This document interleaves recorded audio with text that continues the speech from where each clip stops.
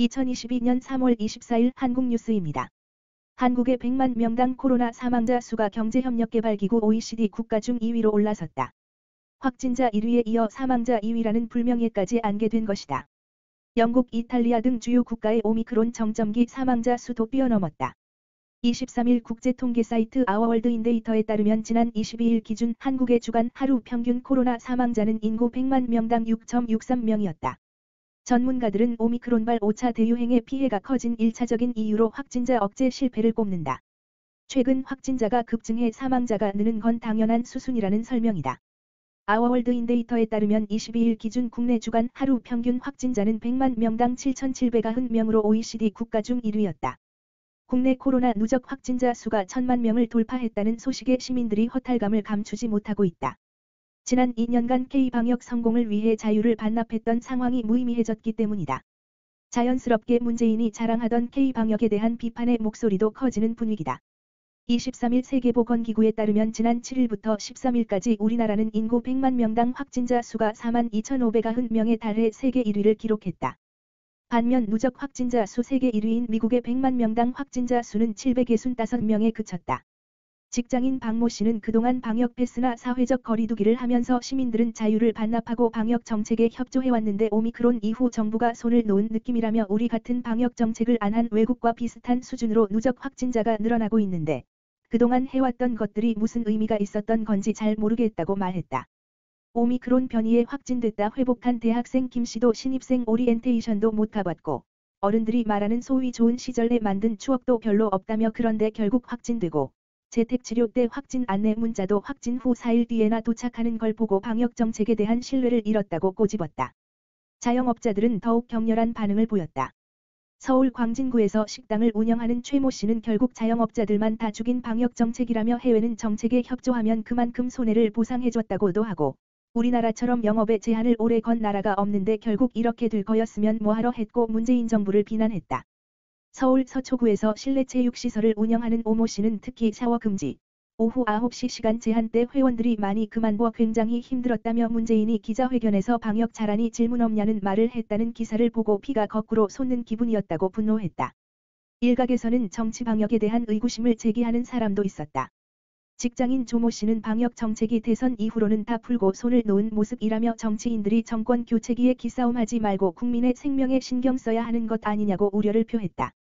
직장인 김모 씨도 대선을 앞두고 거리두기 해제하고 소상공인 300만 원 지급하는 모습 등을 보며 정치 방역이 아닌가 하는 생각이 들었다며 문재인 정부가 자랑하는 K-방역의 취지를 잃은 모습이라고 지적했다.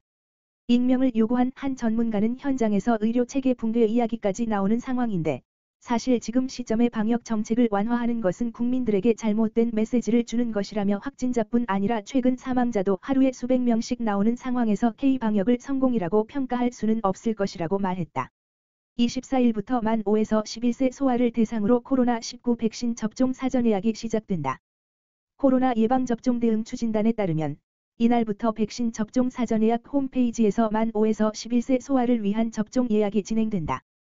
방역당국은 지난 14일 소아 대상 접종 계획을 발표하면서 오미크론 변이가 국내 지배종이 된 뒤 5에서 11세 확진자가 급증하며 위중증 사망자가 발생하고 있다며 중증 위험이 높은 고위험군 소아에게는 접종을 적극 권고한다고 밝혔다. 일반 소아에 대해서는 보호자가 자율적으로 접종 여부를 판단하면 된다. 접종은 오는 31일부터 전국 소아접종 지정 위탁의료기관 1200여 곳에서 시작되며 접종 대상자는 약 307만 명이다. 그리고 소아 접종 시에는 이상반응 점검 등을 위해 보호자나 법정 대리인이 반드시 동행해야 한다. 23일 의료계에 따르면 지난 14일부터 전문가용 신속항원 검사로 양성이 나오면 선별진료소나 보건소에서 PCR 검사 없이도 확진자로 인정하기 시작하면서 동네 병의원들의 검사 수요가 몰리고 있다. PCR 검사는 결과 통보까지 하루 정도 기다려야 하지만 병원 신속항원 검사는 결과가 30분 이내로 나오는 데다 곧바로 처방도 받을 수 있기 때문이다. 당초 신속항원 검사에 참여했던 호흡기 진료 지정 의료기관은 300여 곳에 불과했지만 22일 기준 9,095곳으로 늘었다. 호흡기 질환을 진료하던 내과 이비인후과 소아과 이외에도 정형외과 250여 곳, 산부인과 100여 곳, 정신과 2곳, 일반 의원도 900여 곳이 포함됐다. 이처럼 신속항원 검사에 뛰어드는 병의원이 늘어난 것은 방역 당국의 검사 참여 독려도 있었지만 무엇보다 매출 상승에 도움이 되기 때문이라는 이야기가 나온다. 온라인 커뮤니티에서는 신속항원검사 의사들 초대박 신속항원검사 덕에 병원 하루 매출이 1,000만 원에서 2,000만 원이라는 글이 화제가 됐다. 보건복지부에 따르면 병의원에서 신속항원검사를 시행할 경우 진찰료와 신속항원검사료, 감염 예방관리료 등을 합해 10명까지는 건당 65,230원, 11명부터는 건당 55,920원의 한시적 건강보험 수가를 받을 수 있다. 하루 200명을 검사하면 검사로만 1,000만 원 이상의 매출이 생기는 셈이다. 한국보다 먼저 코로나 확산세가 잦아든 유럽은 위드 코로나 분위기가 완연하다. 입국 규정이 간소하고 현지에서 제약도 적은 편이다. 프랑스, 스페인, 터키 같은 인기 여행지는 백신 접종 증명서만 있으면 PCR이나 신속 항원 검사가 필요 없다. 노르웨이, 영국, 아이슬란드, 헝가리 같은 나라는 일체의 방역 규제를 해제했다. 아무런 증명서도 요구하지 않는다. 장거리 지역 중에서는 유럽이 먼저 살아났지만 미국 본토와 캐나다, 호주, 뉴질랜드는 서서히 시장이 회복되길 기대한다. 뉴질랜드는 5월 1일 한국을 포함한 비자 면제 협정 국가에 대한 격리 면제를 시행한다. 호주 관광청은 여행사와 함께 워킹 홀리데이 캠페인을 진행 중이고, 코로나 확산 이후 한국 사무소를 폐쇄했던 캐나다 관광청은 올해 들어 사무소를 다시 열고 친환경 여행 마케팅을 벌이고 있다. 박근혜 전 대통령이 24일 오전 퇴원했다. 박 전 대통령은 이날 오전 8시 32분께 서울 일원동 삼성서울병원 입구에 걸어 나와 국민 여러분에게 5년 만에 인사를 드린다. 많이 염려해 주셔서 건강이 많이 회복됐다며 밝은 모습으로 인사했다. 이어 지난 4개월 동안 헌신적으로 치료에 임해주신 삼성병원 의료진과 관계자 여러분께 감사의 말씀을 드리고 싶다고 말했다. 박 전 대통령은 이날 국립서울현충원을 찾아 부친인 고 박정희 전 대통령 노역을 참배한 뒤 대구 달성군에 마련한 사저에 입주한다. 그는 대구 달성군 사저로 이동해 한 차례 더 메시지를 낼 예정이다. 이 자리에서 윤석열 대통령 당선인이나 새 정부에 대해 언급할지 주목된다. 한편 박 전 대통령은 지난해 11월 22일 삼성서울병원에 입원해 지병 치료를 받아온 뒤 최근 통원 치료가 가능할 정도로 건강 상태를 회복한 것으로 알려졌다. 그는 지난해 12월 24일 특별사면을 받았으며 같은 달 31일 0시를 기해 석방됐다.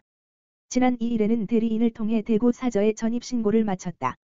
윤석열 대통령 당선인이 차기 정부 출범일인 5월 10일에 맞춰 청와대 개방을 위한 전담팀을 꾸리고 실무 준비에 돌입했다. 윤 당선인 측은 청와대에 터가 남아있는 고려시대 왕이 거주했던 삼경 중 하나인 남경을 복원해 도심 역사 공간을 만들겠다는 방침도 세웠다. 대통령직 인수위원회 산하 청와대 이전 태스크포스 TF는 5에서 6명 규모로 청와대 개방 실무 전담팀을 따로 만들었다. 전담팀은 취임식 전 용산 직무실 마련이 불투명해진 만큼 청와대 개방 공약은 차질 없이 이행돼야 한다는 윤 당선인의 지시에 따라 구성됐다. 전담팀은 청와대 개방에 따른 사업 구상 및 효과 분석에도 들어갔다. 고려 남경터를 되살려 역사 공간을 조성하는 방안이 유력하게 거론된다. 지금의 청와대 자리는 고려 숙종이 1104년 남경 별궁을 완공하고 천도를 추진했던 곳이다. 남경은 고려시대 서경인 평양, 개경인 개성과 함께 삼경으로 불렸다. 경복궁 후문을 열고 성곽길을 거쳐 북악산에 닿는 길과 광화문부터 남대문까지의 길을 잇는 도심축 복원 사업도 논의 중이다. 윤 당선인은 용산 직무실 이전이 장기화할 경우 인수위 사무실을 임시 직무실로 사용할 예정이다. 윤 당선인은 이날 기자들과 만나 한남동 공관을 관저로 쓸 생각인데 반려견을 데려갈 것이라고 말했다. TF는 5월 10일 청와대 전면 개방은 무리가 있다고 보고 순차 개방하는 방안도 검토하고 있다. 김은혜 당선인 대변인은 5월 10일은 전임 정권이 임기를 마무리하는 날이지, 우리가 그동안 고수해온 배려의 정치가 마감하는 날이 아니다라고 말했다. 청와대와 윤석열 대통령 당선인 측이 23일 이창용 한국은행 총재 지명을 두고 서로 다른 주장을 폈다. 청와대 박수현 국민소통수석은 인사를 발표하며 윤 당선인 측 의견을 들어 하는 총재 내정자를 발표했다고 했지만, 윤 당선인 측은 청와대에서 발표 10분 전 일방적으로 통보해왔다고 반박했다. 양측이 진실 공방을 벌이며 갈등을 빚자 문재인과 윤 당선인의 회동 성사가 더 어려워졌다는 말이 나온다. 윤 당선인 측은 청와대 발표 직후 하는 총재 인사는 청와대와 협의하거나 추천한 바 없다는 입장을 밝혔다. 윤석열 정부에서 임기 4년 대부분을 보낼 하는 총재를 지명하면서 당선인 측과 아무런 협의를 거치지 않았다는 주장이었다. 이후 청와대와 윤 당선인 측은 인사 협의 여부를 두고 온종일 진실 공방을 벌였다. 장제원 실장은 이날 청와대 발표 후 기자들과 만나 이철의 정무수석이 이창용 씨 어때요 하길래 내가 좋은 사람 같다고 했다. 그게 끝이다. 그걸 가지고 당선인 측 의견을 들었다는 게 납득이 가느냐고 했다. 그러나 청와대 관계자는 윤 당선인 쪽에서도 이창용 국장에게 하는 총재를 할 의사 있느냐고 확인까지 한 것으로 안다며 윤 당선인 측이 이 국장이 하는 총재로 좋다고 했고 그래서 발표하겠다고 하니 장제원 실장이 합의한 적이 없다고 하더라고 했다.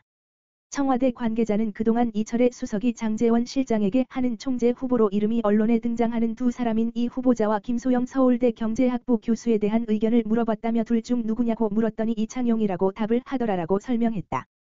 그는 윤 당선인 측과 진실 공방을 벌일 생각이 없다면서도 자꾸 그렇게 거짓말하면 협상 내용을 다 공개할 것이라고도 했다.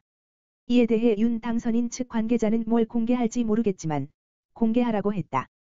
그러면서 문재인과 윤 당선인 회동 가능성에 대해 청와대에서 조건 없이 만나자고 하지만 윤 당선인이 국민한테 약속한 것 집무실 용산 이전을 거부하고 궁극적으로 의도를 가진 인사를 하는 것을 보면 진정으로 만나자고 하는 것이냐며 만나서 사진 찍는 것이 무슨 의미가 있느냐고 했다. 박주선 취임식 준비위원장은 23일 오후 종로구 통이동 인수위 사무실 앞에서 기자들과 만나 국회 앞 광장에서 취임식을 할 것이라고 밝혔다. 박 위원장은 윤 당선인이 광화문 광장에서 할 수는 없겠냐고 했지만 공사를 하고 있기에 불가능했고 시청 앞 광장은 너무 협소해 참석자 규모에서 문제가 있을 수 있다며 용산은 용산공원이 10%만 개방돼 규모 문제가 고려됐다고 설명했다. 이어 그는 국민의 대표기관인 국회에서 하는 것이 그동안 관례이기에 그런 부분과 현실적 측면을 고려해 당선인께서 흔쾌히 그렇게 하라고 했다며 국회 앞 광장에서 하고 비가 오면 본관 중앙홀인 로텐더홀에서 할 것이라고 말했다. 이상훈 전 국방부 장관 등 군 대장 출신 예비역 장성들이 23일 대통령 집무실의 용산 이전과 관련해 일시적인 불편함은 있을 수 있지만 안보 공백은 없다고 주장했다. 들은 입장문을 내고 평시 군사대비태세를 책임지는 합참은 대통령 집무실이 국방부 청사로 이전하더라도 현 위치에서 그대로 임무를 수행한다며 지휘 통제 체계를 변함없이 유지하면서 작전준비태세를 갖추게 된다고 설명했다. 또 집무실 이전으로 대통령과 국방부 장관, 합참의장이 용산 영내 한 공간에 있어 취약하다는 지적에는 국방부 지역은 방호력이 큰 지하시설이 준비되어 있어 현 청와대 위기관리센터보다 안전성이 높다고 반박했다. 특히 이들은 안보를 도외시하던 이번 정부가 대통령 집무실 이전 과정에서 안보 공백이 없음에도 안보 공백을 운운하는 것은 어불성설이라며 국민과 군을 분열시키는 행위를 중단할 것을 촉구한다고 강조했다. 다만 이날 전직 국방장관, 합참의장, 참모총장 등 대장 64명 포함 6해 공해병대 예비역 장성 1000여 명 명의로 나온 입장문에는 이 전 장관과 권영해 전 국방장관, 최차규 전 공군총장 등 26명의 실명만 연명됐다. 한편 이날 대통령 집무실 이전 입장문을 정치적 악용에 대한 엄중 경고 및 중단 촉구란 제목의 별도 입장문도 나왔다. 이는 지난 19일 제15대 합참의장 김종환 예비역 육군 대장 등 역대 의장 11명이 이름이 올렸던 입장문에 대한 수정 의견 성격인 것으로 알려졌다. 이들은 당시 입장문에서 청와대 집무실 국방부 이전, 안보 공백이 우려된다고 했지만 이번에는 적극 협조할 것이라며 자신들의 견해를 정치적으로 악용하는 것을 엄중히 경고한다고 밝혔다.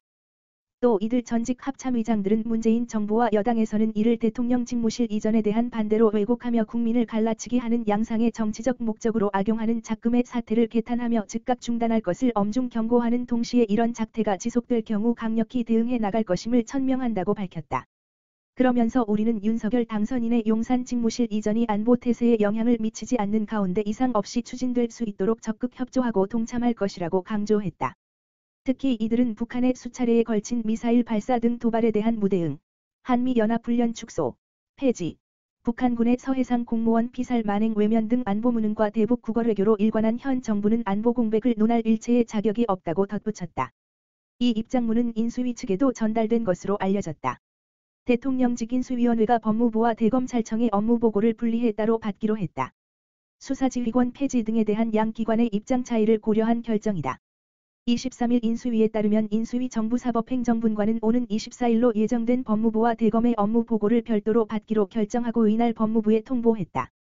인수위는 법무부와 대검찰청 업무보고의 경우 검찰의 정치적 독립, 중립성을 추진하려는 당선인의 주요 공약에 대해 법무부 장관이 공개적으로 반대 입장을 표명하고 대검의 입장은 그와 다른 부분이 있는 것으로 보도된 바 있어 별도 시간에 업무보고를 받게 됐다고 했다.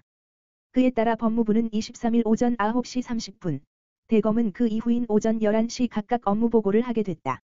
인수위는 법무부가 대검의 의견을 취합, 정리해 보고하면 대검의 의견이 왜곡될 우려가 있어 기관별 분리 보고하도록 한 것이라고 밝혔다.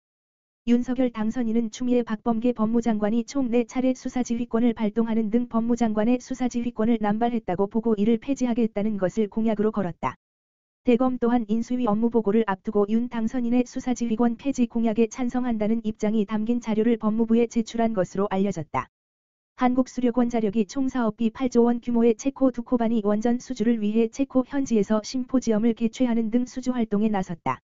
체코 정부 인사 및 원전 관련 공급사 등 200여 명이 참석한 행사에서는 팀코리아의 한전기술, 한전 KPS, 한전원자력연료, 두산중공업 및 대우건설이 우리나라 원전기술의 우수성, 현지화 전략 등을 발표했다. 이어 체코 측에 제시할 원전 모델의 유럽 사업자 요건 인증 진행 현황 등도 소개했다. 한수원은 이날 행사에서 체코 현지 공급사 대표들과 기자재 공급 운영 정비 등에 관한 협력 양해각서를 체결했다. 이어 체코전력공사와 원전 운영 및 정비, 건설, 시운전, 소형 모듈 원자로 SMR 개발 등 양사 간 협력을 위한 양해각서를 체결했다. 한수원은 체코 신정부 구성 후 산업통상부 장관으로 취임한 요제프 시켈라 신임 장관과 공식 첫 면담을 갖고 한국의 원전 건설 경쟁력과 체코 신규 사업에 대한 수주 의지를 강력하게 피력했다. 체코는 두코바니 지역에 1200메가와트 이하급 가압 경수로 원전 한 기를 건설할 예정으로 2024년까지 우선 협상자 및 최종 사업자를 선정하고 2029년 건설 착수, 2036년 상업운전을 목표로 하고 있다. 추가적으로 최대 3기의 신규 원전 건설도 검토 중이다. 한국GM 노사가 가동률이 뚝 떨어진 부평 2공장의 근무를 일교대로 전환하는 방안을 논의 중이다. 만성적인 일감 부족이 이어지는 가운데 후속 모델을 생산하기 위한 설비 투자도 기약이 없어 부평 2공장이 군산공장처럼 폐쇄 수순을 밟을 것이라는 우려도 나온다. 1공장은 인력 부족이 극심하다. 트레일블레이저가 미국 항구에 도착하는 즉시 팔려나간다는 얘기가 나올 정도로 수출이 호조를 보이고 있고 신규 고용이 없는 상태에서 정년 퇴직 등으로 근로자가 자연 감소하고 있기 때문이다. 최근 코로나 확진자가 폭증하면서 격리 조치에 들어간 근로자도 크게 늘었다. 이에 사측은 생산성을 높이고 인력을 탄력적으로 운영하자는 입장이다. 이 공장을 1교대로 전환하고 유휴 인력을 1공장으로 전환 배치하면 총 고용을 유지하면서 생산성을 높일 수 있다는 것이다.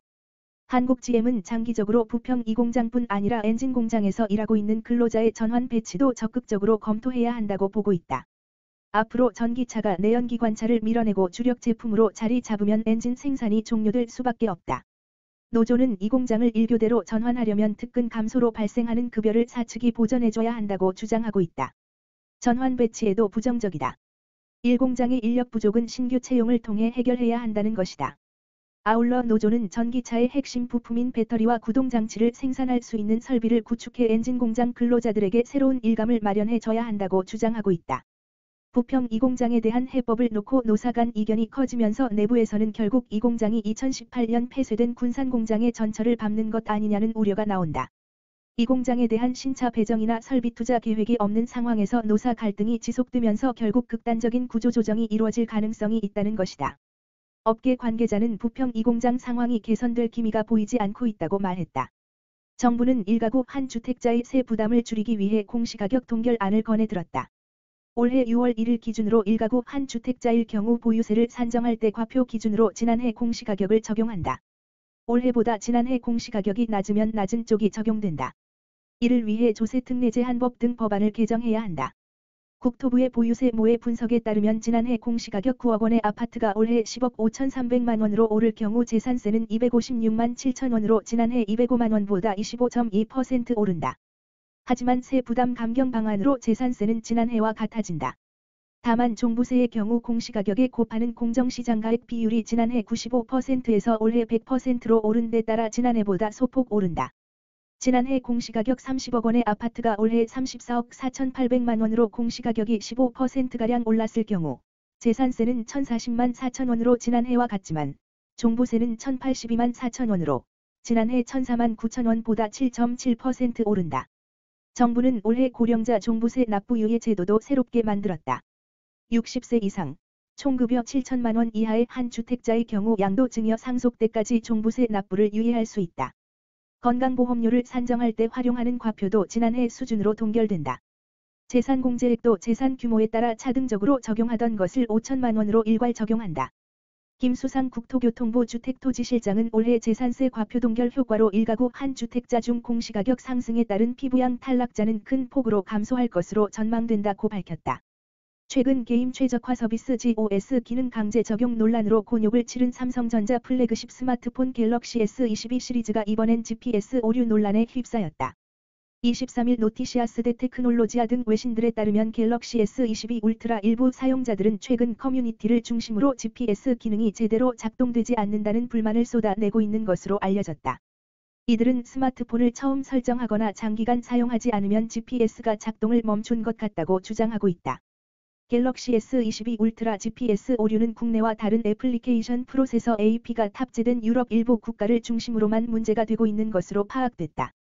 노티시아스 테크놀로지아는 갤럭시 S22 울트라에서 구글 지도 등을 사용할 때 GPS 신호를 찾을 수 없다는 오류 메시지가 생성된다며 소프트웨어 문제로 보여진다고 분석했다. 삼성전자 역시 최근 이 문제를 인지하고 소프트웨어 업데이트를 통해 곧바로 해결에 나설 것으로 알려졌다.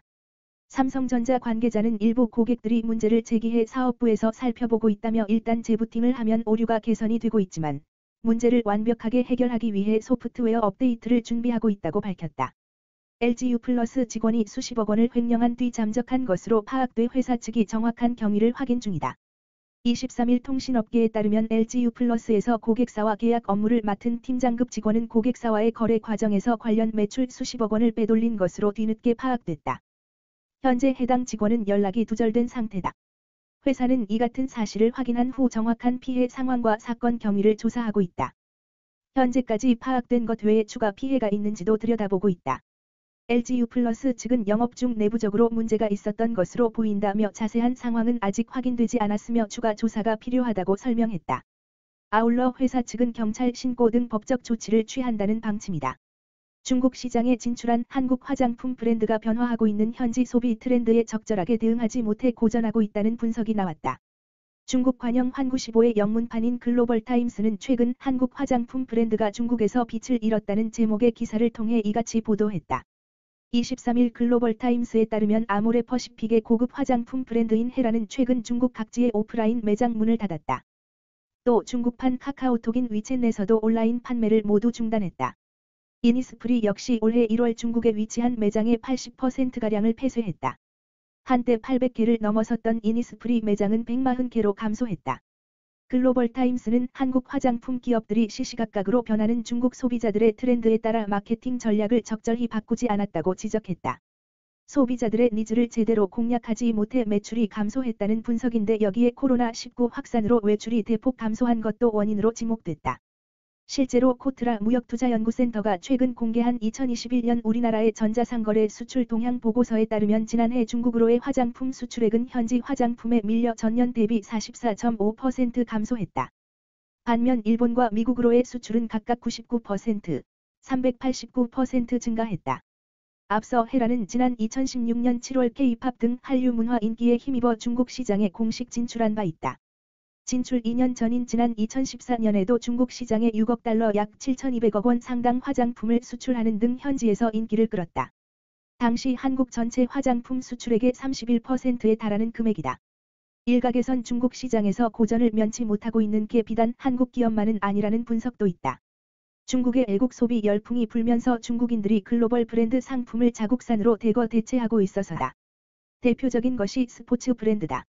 미국 블룸버그 통신에 따르면 지난 2018년과 2019년 중국 시장에서 매출 1위를 놓고 다투던 나이키와 아디다스는 최근 중국 최대 전자상거래 플랫폼 알리바바 티몰 순위권에서 모두 사라졌다.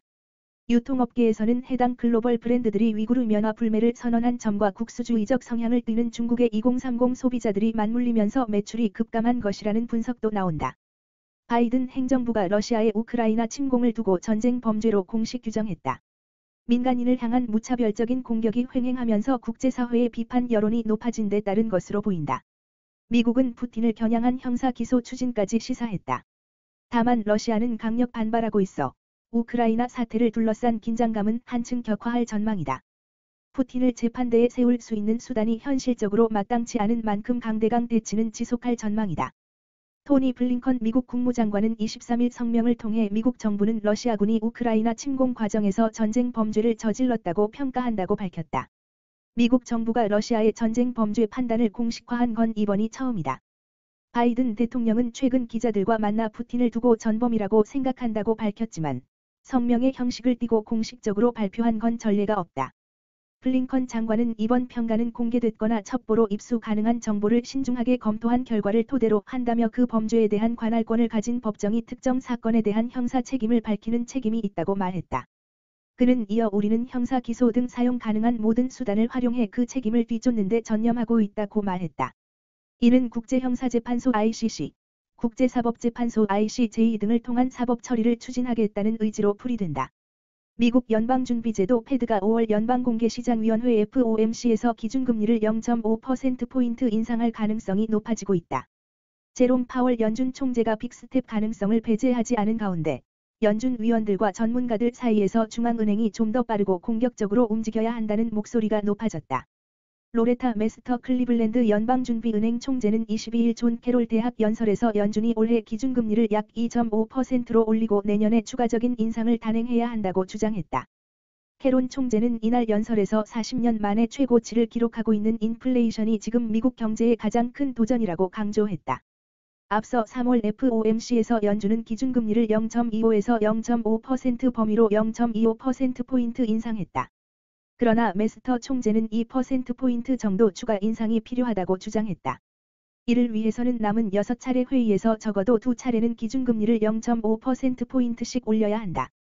메스터 총재는 기준금리에 필요한 인상분 중 일부를 앞당기는 것이 매력적이라고 생각한다면서 경제가 예상과 다르게 흘러갈 때 금리를 조정할 여지가 생기기 때문이다라고 주장했다. 지금처럼 고용이 견조한 모습을 보이고 있는 상황에서 기준금리를 큰 폭으로 올릴 경우 향후 기준금리 정책의 선택지가 더 늘어날 수 있다는 의미다. 중국 동방항공의 여객기 추락으로 22일 하루에만 중국 국내 비행기 편 예약의 74%가 취소되고 동방항공의 주가도 6% 이상 급락했다고 블룸버그 통신이 23일 보도했다. 중국에서 항공기 예약 상황을 중계하는 베리플라이트에 따르면 22일 예정된 1만 1,800편의 항공기 예약 중 약 74%가 취소된 것으로 드러났다. 대부분 가장 분주한 국내 노선인 베이징 상하이 노선이었다. 예약 취소가 쇄도한 것은 동방항공이 운영하는 보잉 737-800NG가 21일 오후 광시성에서 추락했기 때문으로 보인다. 사고 당시 132명의 승객이 타고 있었으며 생존자는 없는 것으로 확인됐다. 전일 중국 동방항공 주가는 홍콩 증시에서 6.5% 급락했다. 사고기 제조사인 보잉의 주가도 미국 증시에서 3.6% 급락했다. 오늘도 시청해 주셔서 감사합니다. 구독과 좋아요 부탁드립니다.